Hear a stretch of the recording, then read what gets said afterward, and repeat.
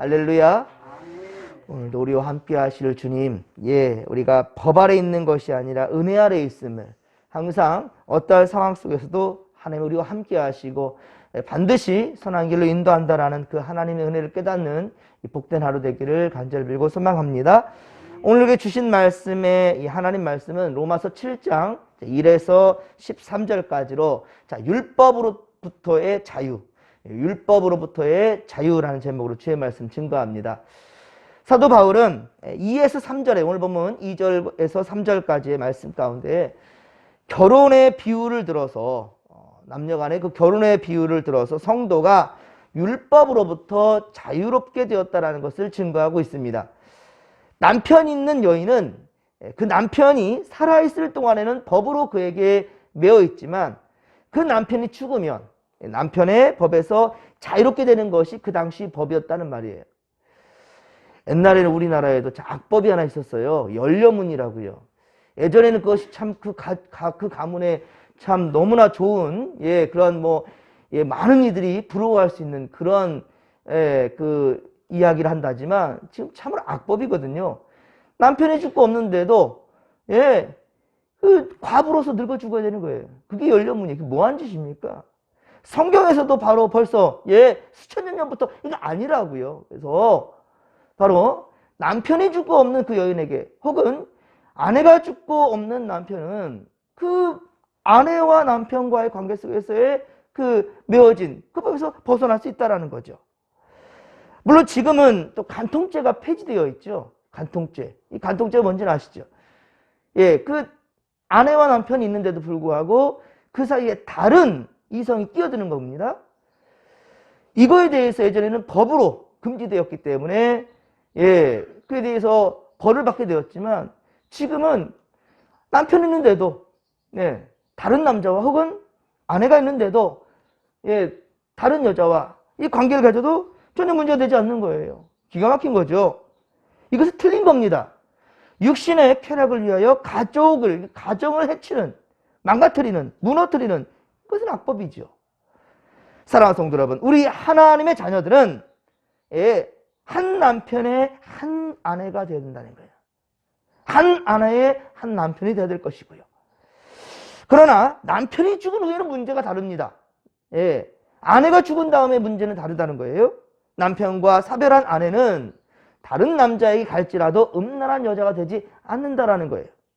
왜냐하면 부부관계를 벗어난 남녀의 그 행위가 이게 부부관계를 벗어난 문제는 문제가 되지만 그러나 이 경우에는 이유가 되지 않는다는 거예요. 왜 그러냐면 또한 이혼한 이 관계 속에서 또한 역시 이혼한 남자와 아내 그 여자의 관계 속에서도 이혼이라 한다면 이미 남남이기 때문에 이에 해당되지 않는다고 우리가 이해하면 되겠습니다. 4절에 보면 예수 믿는 우리도 그리스도 안에서 율법의 저주를 이미 당한 것과 같은데 그것은 그리스도 안에서 율법에 대하여 죽임을 당한 것과 같다라는 말입니다. 이제는 율법을 뛰어넘을 수 있는, 초월할 수 있다는 거예요. 왜? 율법보다 더 큰 것이 바로 무엇이냐? 예수 그리스도의 피 역사이고요. 예수 그리스도의 바위로 보혈의 피, 그 능력이라는 것이죠. 예수 그리스도의 화목제로 말미암아 이제는 무엇 때문에가 아니라 어떠한 그 질서와 이 부분, 이것을 초월할 수 있는 하나님의 사랑이 우리에게 있기 때문이라는 것이죠. 이와 같이 그리스도께서 우리를 대신하여 죽어주심으로 그렇습니다. 율법의 요구를 다 만족시켰기 때문에 우리는 율법에서, 즉 율법의 저주와 형벌에서 이제는 자유함을 얻게 되었다라는 것이지요. 그런데 우리가 율법에 대하여 죽임을 당한 목적은, 우리가 율법에 대하여 죽임을 당한 목적은 뭐냐? 부활하신 주님과 연합되어서 그리스도 안에서 하나님을 위하여 선한 열매를 맺게 하기 위함이다라는 것이지요. 성도가 그리스도를 믿음으로, 예수님을 믿음으로 율법에서 자유하게 된 것은 새 생명 가운데서 의와 선을 행하기 위한 것이다라는 거예요. 율법을 본다 한다면 안식일에 일하는 자는 첫 죽이라고 그랬어요. 그런데 예수님 어떻게 했죠? 마태복음 12장에 보면 제자들이 배고플 때 미리사가 잘라 먹는 것, 이것은 탈곡하는 거거든요. 그러니까 수학하는 거거든요. 일하는 거거든요. 그럼 어떻게 합니까? 율법 들어간다면 쳐 죽여야 돼요. 제자들을. 하지만 예수님 이걸 용인합니다. 이상하게도 예수님께서는요, 이 율법에 대한 내용을 가르치기 위해서 참 의도적인 것 같아요. 꼭 성경에 보면 안식일에 병자를 고쳐요. 안식일에 병자를 고친단 말입니다. 안식일 또한 일하는 거거든. 누가 일했습니까? 이제는 예수님이 일하는 거예요. 예수님께서 안식일에 병자들을 고친단 말입니다. 그걸 보면서 유대인들은 예수님을 비난하고 그리고 죄인으로 몰아가는 거거든요. 안식일을 범했다는 거예요. 근데 예수님 뭐라 합니까? 안식일에 이 병자를 고치는 것이 곧 뭐예요? 하나님의 의라는 것이지요. 지금도 사실은 주일 성사하지 못하는, 내가 하지 않는 건 문제입니다. 내가 어떤 유익을 위하여서. 하지만 주일에도 일할 수밖에 없는 사람들이 있어요. 뭐 경찰관이랄지 의사랄지, 그렇죠? 그리고 뭐 어떤 경비를 서는 일이랄지 일을 꼭 할 수밖에 없는 상황. 그리고 그 일로 말미암아 이 세상에 돌아가는 이런 분들 가운데 사는 그러한 일하는 자들, 이것은 분명 죄라고 몰아갈 수가 없다라는 것이죠. 그러니까 무조건이라고 딱 그냥 기준을 세워버리는 이게 아니라 그것을 어기는 것은 어길 수밖에 없는 상황. 근데 어기는 것은 어기는 것이 아니다라는 것이죠. 그런데 율법은 어떻습니까? 무조건 낙인시킨 거지. 너는 죄인이야. 그러니까 그 죄의 굴레 속에서 매여 있기 때문에 어쩔 바를 모르는 거예요.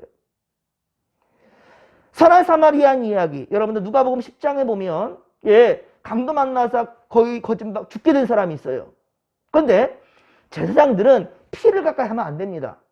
그리고 예배라는 이 어떤 제사를 드린다라는 우선순위가 있어요. 그러니까 제사를 드리러 가는 상황일 수도 있고요. 피를 멀리하기 때문에 그 쓰러진 그 강도 만난 자를 그냥 지나쳐 버리는 거예요. 율법으로는 아무 문제가 없습니다. 근데 그 무엇이고 예수님께서 왜 선한 사마리안 이야기를 했겠습니까? 예?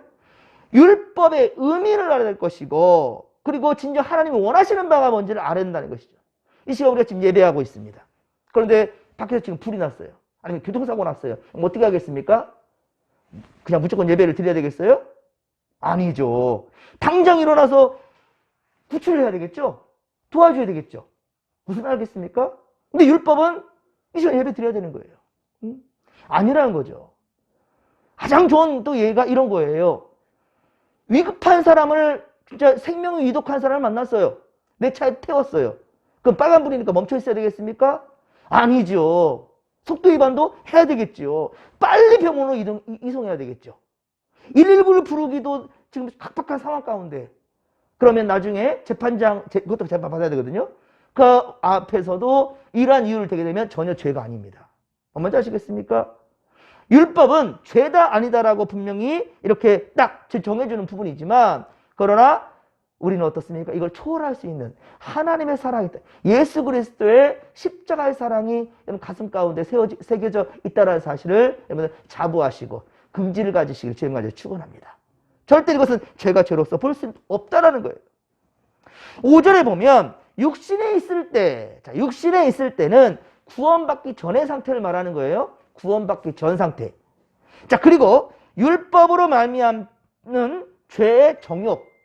율법으로 말미암는 죄의 정욕이라는 것은 바로 율법으로 말미암아 깨달아지는 죄의 정욕을 뜻하는 것입니다.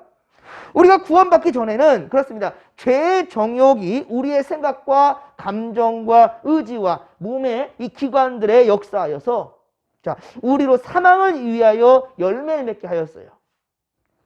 즉 우리가 구원받기 전에는 죄성이 우리의 본성 전체를 지배해버린다는 거예요. 예?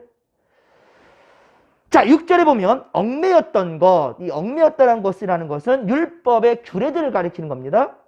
그리스도께서 우리를 대신하여 십자가에 죽어주심으로 우리는 죄와 사망으로부터 뿐만 아니라 또한 율법의 행위로부터 자유함을 얻게 되었다라는 것이죠. 이것은 로마서 앞서 6장 14절, 로마서 6장 14절에서 죄가 너희를 주장하지 못하리니 이는 너희가 법 아래 있지 아니하고 어디 아래? 은혜 아래 있음이라 라고 말한 것과 같은 맥락입니다. 자, 7절. 자, 오늘 본문 7절을 우리 같이 한번 다시 읽겠습니다. 그런즉 우리가 무슨 말을 하리요? 율법이 죄냐? 그럴 수 없느니라. 율법으로 말미암지 않고는 내가 죄를 알지 못하였으니 곧 율법이 탐내지 말라 하지 아니했더라면 내가 탐심을 알지 못하였으리라. 아멘. 네, 그렇습니다. 여러분, 계속해서 율법과 은혜를 구별하여서 좀 각을 세우는 듯한 보이죠. 율법과 은혜에 대해서 이게 각을 세우듯이 상반된 것으로서 지금 말하고 있는 것 같아요. 하지만 사실은 그렇지 않습니다. 율법에 내용에 문제가 있다라는 말이 아니에요. 율법에 내용이 문제가 있다는 것이 아니라 율법의 자체의 틀만을 생각하는 것이 문제라는 거예요. 이게 바로 율법주의입니다. 율법주의. 무조건이라고. 법이요라고 말하는 거예요. 교회는요, 법과 은혜가 있어요. 자, 우리 법과 은혜가 있어요. 뭐가 우선인 것 같아요, 여러분들? 뭐가 우선인 것 같아요? 은혜가 우선입니까? 이 교회는 질서가 무너져 버려요. 무조건 뭐 이게 하게 되면 은혜로 해. 이게 돼버리는 거예요. 그러니까 무슨 일 하더라도 이렇게 서로 이렇게 좀 맡겨진 일들이 있을 텐데 은혜로 감당하는 거야. 이래 돼버리는 거예요. 그러면 그 사람은 무조건 은혜인 거예요. 하다 보면 이것이 스트레스가 돼버리는 거예요. 근데 문제가 되는 거예요. 그리고 우리 이번에도 권사직분을 받으려 한다면 집사직분 10년이 필요합니다. 이게 헌법에 명시되어 있어요. 그런데 은혜로 해. 저 사람 얼마나 열심히 섬겨. 이제 뭐 집사직 받은 지 1년밖에 안 됐지만 아이고 잘하니까 할 수 있는 거야. 이게 맞습니까? 아니라는 거예요. 또한 무슨 일을 하든 시콜콜 법대로만 해야 된다는 거예요. 예? 그래서 예를 들면 내가 교사가 아닌데 교회 학교가 이루어지는데 교사 선생님들이 아파가지고 교회를 못 나온 경우 있어요. 그럼 그 아이들은 이러고 있는 거예요. 선생님만 기다리고. 나는 선생이 아니야. 근데 저 아이들과 함께 하고 싶어. 가서 함께 그 반사가 되어가지고 아이들과 함께 시간을 보냈어요. 위법이네요. 나는 교사가 아니잖아요. 성가대. 내가 성가대 원이 아니야. 그런데 어떤 한 자리가 비워져서 안 돼. 피아노 반주를 해야 돼. 우리 김지희 쌤이 아파가지고 못 나오셨어. 그러면 그 피아노를 칠 수 있는 능력자가 와가지고 피아노를 쳤어요. 이거 위법이네요? 아니라는 거죠. 예. 뭐 식당 봉사를 해야 되는데 봉사자가 못 나왔어요. 주차 봉사를 해야 되는데 주차위원이 안 나왔어요. 다른 사람이 설 수 있어. 이 문제가 됩니까? 아니라는 거예요. 은혜로 할 수 있는 거예요. 그렇죠? 그래서 교회라는 것은요, 은혜와 이 법이 질서가 균형을 맞아야지. 균형을. 예? 그래서 무조건 법이요라는 것도 문제고요. 무조건 은혜요라고 하는 것도 문제라는 거예요. 같이 갈 수 있는, 또한 이것을 초월할 수 있는 모든 것 가운데 질서를 지켜가면서도 하나님을 충분히 우리 누릴 수 있거든요. 이런 것이 바로 건강한 교회다라고 우리가 할 수 있다는 겁니다. 예, 그렇습니다. 바울은 또 말합니다. 10절, 11절, 10절에서 11절을 또 같이 한번 읽겠습니다. 생명에 이르게 할 그 계명이 내게 대하여 도리어 사망에 이르게 하는 것이 되었도다. 죄가 기회를 타서 계명으로 말미암아 나를 속이고 그것으로 나를 죽였느니라. 아멘. 우리가 율법을 완전히 행할 수는 없다지만, 그렇죠? 우리가 율법을 완전히 행할 수 있는 한 사람도 없어요. 그죠? 예수님 그랬잖아요. 마음의 의명만 품어도 너는 죄인이야 그랬잖아요. 율법대로 간다면 남을 미워하는 마음만 가져도 나는 뭐 어떤 사람이에요? 살인할 사람이래요. 그러면 세상에 미워함을 한 번도 안 품어본 사람이 있어요? 예? 여러분들 아닌 거예요. 그죠? 율법대로 우리가 의는 없나니 하나도 없다 그랬지 않습니까?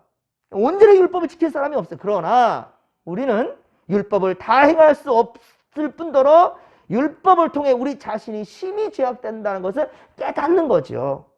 생명에 이르게 할 율법과 계명이 우리를 사막에 이르는 것이 되어버렸다는 거예요. 왜? 그 틀만 생각하니까요. 내용보다는 그런 겉에 보이는 것만 생각하다 보니까 이래 되는 거예요. 그 이유인즉슨 그렇습니다. 죄라는 것이 율법으로 이제 기회를 타는 거예요. 이게 바로 기회를 타는 거고요. 그래서 사람으로 하여금 죄짓게 만드는 거예요. 오히려. 아니, 죄로부터 벗어나게 만드는 것이 율법인데, 이것을 오히려 사람이 죄짓게 만드는 거예요. 이것을 다른 말로 뭐라 하죠? 편법이라 하죠. 편법. 국회의원들이 법 만드는 곳에서 이거 참 잘하잖아요. 사람들. 가진 사람들 보면은 어때요? 이 편법을 쓰기 위해서 어떻게든지 돈 많은 변호사를 쓰게 되고요. 그렇죠? 그래서 어떻게든지 이렇게 그리고 뭐 법꾸라지라고 하는 말까지 표현되잖아요. 미꾸라지처럼 빠져나간다고요. 참 어떻게 보면 법 앞에 평등이라지만 법을 제대로 알지 못해가지고 불이익을 당한 경우가 또 얼마나 많습니까? 예. 결국 우리의 영과 육을 죽게 만드는 것이 오히려 율법이 되어버렸단 말이에요. 율법은 하나님께서 주신 것으로 그 자체는 어떻습니까? 거룩하고 의롭고 선한 것이라고 성경은 말하고 있어요. 그렇죠? 하나님이 주신 거예요, 율법은. 예. 이게 잘못된 것입니까? 선하고 의롭고 좋은 것이에요. 율법은 심지어 오늘 보면 14절에 보면 우리가 읽진 않았지만 14절에 보면 우리가 율법은 어떻다고요? 신령한 줄 알거니와 신령하답니다. 율법은 신령한 것이라고 그렇게 말하고 있어요. 그리고 디모데전서 1장 8절 디모데전서 1장 8절에서도 보면 사람이 율법을 적법하게 쓰기만 하면 율법을 제대로 사용만 한다면 그 율법은 선한 것이니라 라고 말하고 있어요. 그러니까 문제는 율법을 적법하게 사용하지 않기 때문에 문제라는 것이죠. 그렇습니다. 율법은 바른 정신으로 사용하면 구원받는 성도에게 선하고 그리고 유익을 줄 수 있을 것입니다. 하지만 죄를 드러나게 하기 위해서 어떻게든지 저 사람 어떻게 죄인 만들기 위해서 죄를 드러내기 위해서 그 선한 율법으로 우리를 죽게 만들 수도 있다는 것이죠. 이로써 죄가 심히 죄악됨을 드러낸 것뿐이라는 것이죠. 예, 예수님께서도 그러니까 선을 위해서 생명을 살려냈지만 그러니까 언제 안식일에 일단 말 안식일에 그게 바로 죄로 몰아가 버린 거예요. 하나님께서 보내주신 메시아도 그리스도도 예수님도 죄인 취급해버려요. 그게 바로 율법주의자입니다. 율법주의. 사랑하는 성도 여러분, 우리는 그리스도의 십자가 대속으로 말미암아 십자가로 말미암아 율법으로부터 자유함을 얻었습니다. 예, 이것은 우리가 율법의 저주와 형벌로부터 자유함을 얻었다는 뜻이에요. 예, 그리고 이것은 율법의 공포에서 벗어나 기쁨으로 하나님을 섬기며 의와 거룩을 행하는 원동력이 될 수 있다라는 거예요. 제가 우리 아이들한테 어제 그랬어요. 하루에 책 한 권씩 읽기로 약속했었거든요. 근데 그동안 지금 제가 점검을 하지 않으니까 벌써 이미 많이 밀린 것 같아요. 논이라고 또 정신없어서. 그러다가 어제 아빠 내가 불시에 점검할 테니까 한번 보자. 그랬더니 이제 불안해지기 시작한 거예요. 그래서 우리 아들이 저한테 와요. 아빠 이제부터 열심히 다 하면 되죠. 이제부터 열심히 할게요. 잊을 것은 잊어주시고 열심히 이제부터 내일부터 최선을 다할게요. 이제 지금 잠잘 시간이 다니까 오늘은 됐고 지가 정해 지가. 내가 어제 그런 얘기를 했어요. 근데 오늘은 됐고 내일부터 열심히 할게요. 자, 법대로 하면 큰일 날 일이죠. 저놈들. 그죠? 제가 어떻게 할 것 같아요? 네? 무슨 말인지 알겠습니까? 약속되어진 그것을 지켜야 하는 것이 법이죠. 하지만 우리가 피치 못할 사정 가운데 어기게 될 딴다 할지라도 하나님은 그것을 꼬치꼬치 캐물지 않아요. 이적 것은 들어갔으니 보라 새 것이 되었다. 지금 은혜 받을 만한 때요 보라 지금 구원의 날이로다. 항상 우리가 깨닫는 순간 주님께서는 얼마나 하나님이 이 건방증이 심하시냐면 깨닫는 그 순간 내 아들아 라고 맞이해 주는 거예요. 누가 보면 15장에 이 둘째 아들 자기 가진 것들을 다 가져다가 다 그냥 흥청망청 호랑방딱 써버렸던 그 아들 인간 생각대로 한다면 이거 죽겠죠. 하지만 모든 것을 다 끝내버리고 1만 달란트 빚진 자가 탕감받은 것처럼 이전에 어떠한 그런 것들은 전부 다 지워버리고 이제 다시 시작하자라는 이게 진정한 은혜라는 것이죠. 그렇습니다. 성도는 율법 조문에 따라 하나님을 섬기는 것이 아니라 율법이든 아니든 거기에 매여있는 것도 아니고 자 이제는 성령을 따라 하나님을 진실로 섬기면 되는 거라는 거예요. 하나님을 진실로 섬기면 되는 것이다. 성령을 따라서. 그러면 혹한 실수되어지는 모습도 있을 것입니다. 하지만 그보다 더 큰 하나님의 은혜를 아는 성도 된다는 것이죠. 그러니까 행함을 통하여서 의롭게 될 수는 없어요. 우리는. 그런데 은혜를 받은 자로서 그 사람답게 이제 선이 행해지는 것이죠. 무슨 말 하겠습니까? 그러니까 은혜가 먼저인 거예요. 행함이 먼저가 아니라 자 은혜를 받은 자는 그 삶이 변화되어 있어요. 하지만 우리가 어떻게 무엇을 해가지고 의의 길로 간다라는 것 이것은 참으로 어렵다는 거예요. 물론 선한 일을 많이 하다 보면은 그 삶이 더욱더 정말 예수님 닮아가는 인생으로 될 수 있어요. 하지만 결국 그것은 성령의 역사라는 것이죠. 사랑하는 성도 여러분, 오늘도 주님이 우리를 부르시는 그 소리에 여러분 민감하게 반응하시고 말씀대로 행하며 하나님 나라 위에 쓰임받는 믿음의 일꾼들이 되기를 주님과 저를 축원합니다. 축원합니다. 법 없이 사는 사람들, 그렇게 인정하는 사람들 있지 않습니까? 그렇습니다. 우리는 바로 그런 자들이 되어야 된다는 거예요. 법 없이도.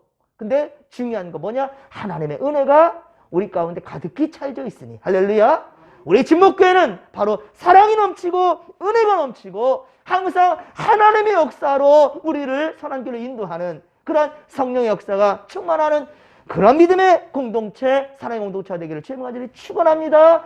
축원합니다. 주여 3차 부르며 기도하며 나갑니다. 주여, 주여, 주여.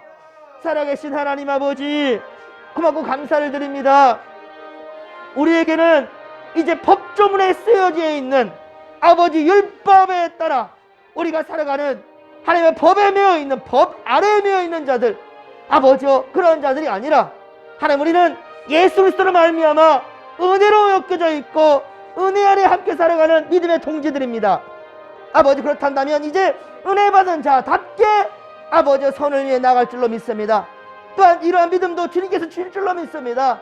하나님이여, 우리가 항상 하나님의 은혜를 생각하고 주님의 은혜를 생각하면서도 우리 하나님께서는 질서의 하나님이라 하셨습니다. 반드시 주님께서는 은혜로 우리를 이끌어 가시면서도 질서를 깨지는 아니하신다는 것, 그리고 때로는 이 질서를 깨지게 될 때에도 중요한 것은 은혜를 위하여 나가기에 모든 자들이 이에 순응할 수밖에 없는 그런 일이라는 것을 우리가 알게 하여 주시고, 아버지, 이제는 이 귀한 믿음으로 말미암아 삶이 윤택해질 것이고 생명 살리는 역사가 우리 가운데, 우리 믿음의 공동체 진목교회 안에 있게 하여 주시옵소서. 하나님 함께 하소서. 함께 하소서.